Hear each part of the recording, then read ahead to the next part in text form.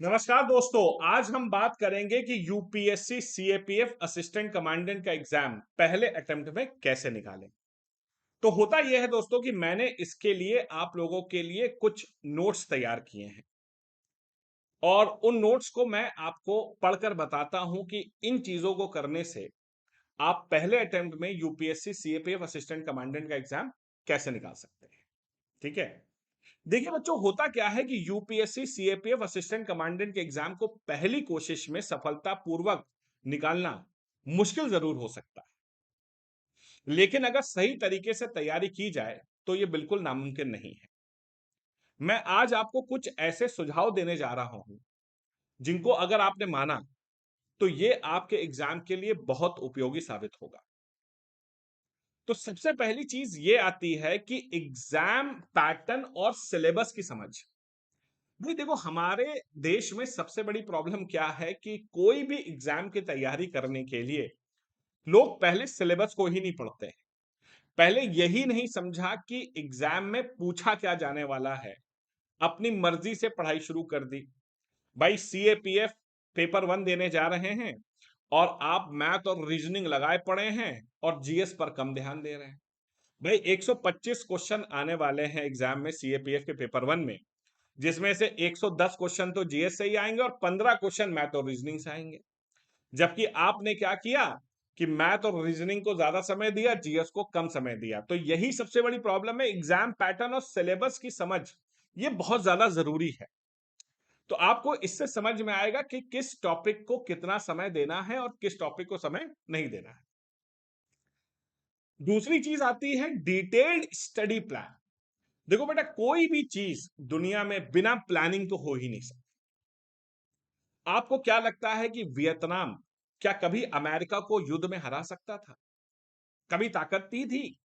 क्या वियतनाम के पास इतनी ताकत थी कि वो अमेरिका को युद्ध में हरा देता? सिर्फ एक तरीके से हराया, वो थी प्लानिंग। क्या प्लानिंग थी? कि अमेरिकन को जंगल में लेकर आओ, क्योंकि जंगल में हम एक्सपर्ट हैं लेकिन अमेरिकन एक्सपर्ट नहीं है।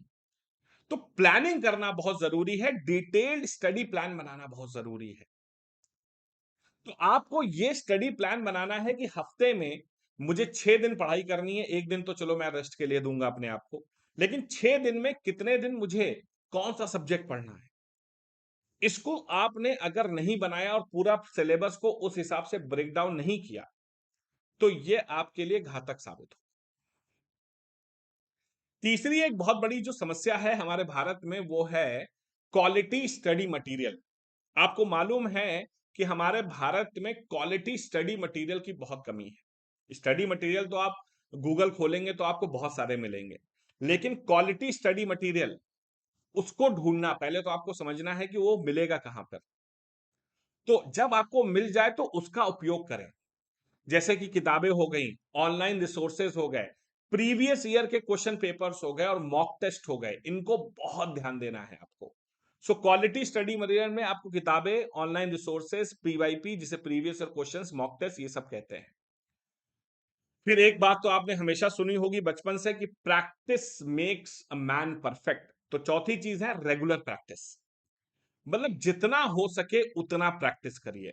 प्रैक्टिस करने से क्या होता है ना बच्चों, कि आपका कॉन्फिडेंस बढ़ेगा और टाइम मैनेजमेंट आप सीखेंगे और साथ साथ में जो क्वेश्चन सॉल्विंग स्किल्स होती हैं वो आपके अंदर आएंगी। यूपीएससी एग्जाम्स की सबसे बड़ी खासियत ये है कि अगर आपने प्रैक्टिस नहीं की है तो आप एग्जाम वाले दिन जो है ना, पेपर को पूरा अटेम्प्ट ही नहीं कर पाएंगे, आपके पास टाइम ही नहीं बचेगा। इसके बाद एक इंपॉर्टेंट चीज होती है प्रीवियस ईयर के पेपर्स।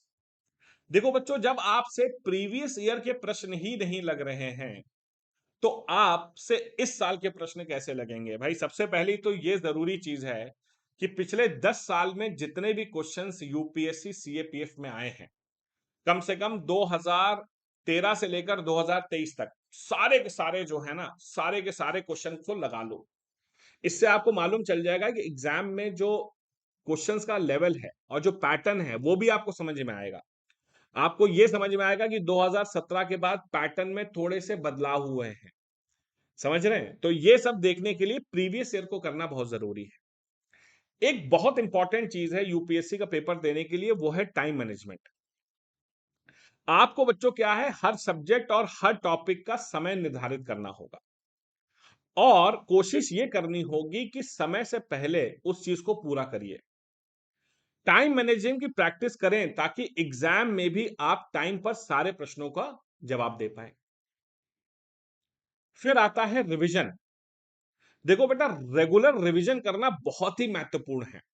आपको वीकली, बाई वीकली और क्वार्टरली और मंथली जो है बेटा, रिवीजन करना बहुत जरूरी है। भाई, एक हफ्ते में जो पढ़ा उसको रिवाइज करें, एक महीने में जो पढ़ा उसे रिवाइज करें। समय समय पर टॉपिक्स को रिवाइज जरूर करते रहिए, क्योंकि हमारा जो ह्यूमन ब्रेन है ना, वो एक समय के बाद चीजों को वॉश आउट करना शुरू कर देता है। और रिवाइज करने के लिए मैं हमेशा आपसे कहूंगा कि लिखते रहिए, क्योंकि एक स्टडी कहती है कि जो लोग लिख कर पढ़ते हैं उनका रिटेंशन 60% होता है, जबकि जो लोग देख कर पढ़ते हैं उनका रिटेंशन 35-40% होता है। तो लिख के करोगे तो रिटेंशन बढ़ेगा। फिर भाई साहब, आप पैरामिलिट्री फोर्सेस में जा रहे हैं तो आपको हेल्थ और फिजिकल फिटनेस पे बहुत ध्यान देना है। देखो भाई, पढ़ाई तो अपनी जगह है, उसकी इंपॉर्टेंस है, लेकिन हेल्थ और फिजिकल फिटनेस ये पैरामिलिट्री के लिए बहुत ज्यादा जरूरी है। तो हमेशा दिन का 1 घंटा अपने हेल्थ और फिजिकल फिटनेस पे जरूर दें। अच्छा भोजन खाएं ताकि आपका शरीर बिल्कुल फिट रहे। ठीक है। उसके बाद जिसे कहते हैं हम कॉन्फिडेंस और पॉजिटिव अप्रोच। देखो बेटा, जिस इंसान को खुद पर विश्वास नहीं है ना, वो इंसान कुछ नहीं कर सकता। कई बार मुझसे स्टूडेंट आकर कहते हैं कि सर ये मुझसे नहीं हो पाएगा। देखो बच्चों, अगर ये तुमसे नहीं हो पाएगा ना, तो ये दुनिया में किसी से नहीं हो पाएगा। ये एटीट्यूड तुम्हारे अंदर होना चाहिए। स्ट्रेस को हमेशा कम करिए। उसके लिए आप मेडिटेशंस वगैरह हो गए, रिलैक्सेशन टेक्निक्स हैं, म्यूजिक्स हैं, इनका इस्तेमाल कर सकते हैं। मॉक टेस्ट जरूर दीजिए। मॉक टेस्ट देने से क्या होगा ना बेटा, आप सेल्फ इवैल्यूएट कर पाएंगे खुद को। कहते हैं ना कि दूसरे के इवैल्यूएशन से पहले सेल्फ इवैल्यूएशन बहुत ज्यादा जरूरी है। तो आपको मालूम चल जाएगा कि आप कितने पानी में हैं और किस एरिया में आपको सुधार की जरूरत है। फिर आता है एक चीज जिसे कहते हैं self discipline.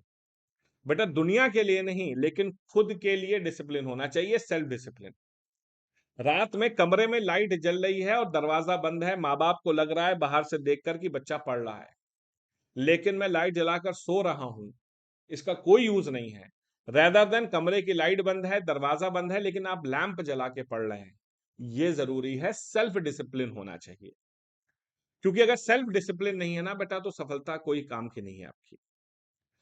Last minute preparation.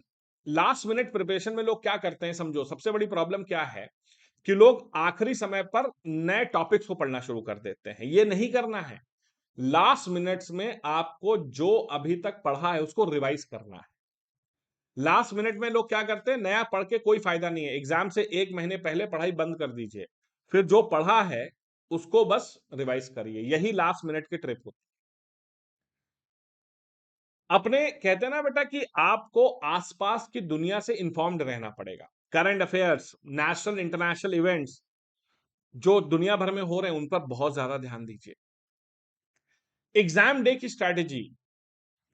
अब एग्जाम के दिन बहुत सारे लोग नर्वस हो जाते हैं, ये भी एक बहुत बड़ी प्रॉब्लम है। तो एग्जाम के दिन शांत रहिए, बिल्कुल अपने आप को शांत रखिए, रात में अच्छी नींद लेकर के जाइए। टाइम मैनेजमेंट पर ध्यान दीजिए, एग्जाम पैटर्न को समझिए, समझ रहे हो? और एग्जाम देने से पहले जो इंस्ट्रक्शंस होते हैं क्वेश्चन पेपर पे, उसको ध्यान से पढ़िए। अगर आपने ये सारे टिप्स को अपनाया तो यूपीएससी सीएपीएफ असिस्टेंट कमांडेंट 2024 में पहले अटेम्प्ट में आपको एग्जाम क्लियर करने की बहुत ज्यादा जो है ना, कहते हैं प्रोबेबिलिटी बढ़ जाती है, अगर आप इन टिप्स का पालन करते हैं। So all the best to all of you. Video informative लगा है तो लाइक और शेयर जरूर करिएगा। Till then, keep imbibing.